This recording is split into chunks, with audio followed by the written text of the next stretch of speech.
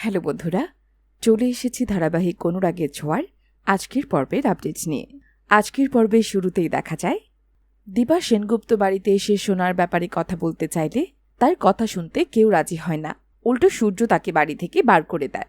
দীপা খুব ভালো করেই জানে ওরা সোনাকে মেন্টাল হোমে পাঠিয়ে ওর জীবনটাকে নষ্ট করে দেবে।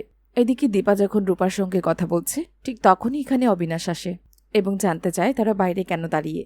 তখন কৃষ্ণ জানায় বাবা তাদের বাড়ি থেকে বার করে দিয়েছে। তখন অবিনাশ বলে আপনাদের তো ভেতরে ঢোকার রাইট রয়েছে, কিন্তু দীপা চায় না এই মুহূর্তে অধিকার ফলাতে।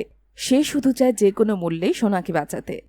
ইতিমধ্যে বেরিয়ে যাচ্ছিল জয় আর কুন্তলা। জয় কুন্তলাকে কিছু কাগজপত্রের কথা বলছিল। দীপা সেই ব্যাপারে জানতে চায়, কিন্তু জয় তাকে কিছুই বলে না। তখন দীপা বলে তোমরা ভুল মানুষকে বিশ্বাস করছো। ওদিকে জয়কে নিয়ে কুন্তলা যায় থানায়। কুন্তলা সোনার সঙ্গে দেখা করে। সোনা তখন রেগে গিয়ে জানতে চায় আপনি এখানে কেন এসেছেন। তখন কুন্তলা বলে তুমি খুব ভালো করেই জানো যখন কেউ তোমার পাশে থাকবে না তখন শুধুমাত্র আমিই থাকব। কুন্তলা সোনাকে বলে সে যেন বলে সে মানসিক ভারসাম্যহীন। তখন সোনা বলে এ কথা বললে কি ওরা বিশ্বাস করবে। তখন কুন্তলা বলে সেটা বিশ্বাস করানোর দায়িত্ব আমার। ওইদিকে উর্মি সেই ডায়েরিটা দেয় যে ডায়েরিটা তাকে কুন্তলা দিয়েছিল, আর সেই ডায়েরির ভাজে ভাজে রয়েছে এমন এক ওষুধ যাতে সূর্য মানসিকভাবে আরও বিপর্যস্ত হয়ে পড়বে। আর সেই ডায়েরির কারণেই সূর্য আরও অসুস্থ হয়ে পড়ে। আর উর্মি তখন সূর্যের বাবাকে বলে এখন বাড়ির যে অবস্থা, এই অবস্থায় লাবণ্যকে এখানে রাখা ঠিক হবে না। সে তাকে বোর্ডিংয়ে দিয়ে আসতে চায়। সূর্যের বাবাও এই ব্যাপারে সম্মতি জানায়।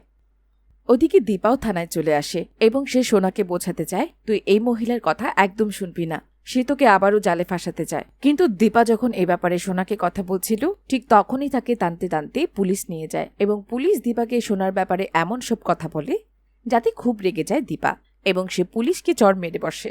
আর ডিউটি অফিসারকে আঘাত করার অপরাধে দীপাকেও জেলে পুরে দেওয়া হয়। কুন্তলা তখন বুঝতে পারে এটা দীপার চাল, সে মেয়ের সঙ্গে থাকার জন্যই এমন কাজটা করেছে। ওদিকে উর্মি লাবণ্যকে নিয়ে যায় অনাথ আশ্রমে। সে অনাথ আশ্রমে স্পষ্ট করে জানিয়ে দেয় লাবণ্যকে কারোর সঙ্গে দেখা করতে দেবেন না এবং কারোর সঙ্গে যেতেও দেবেন না।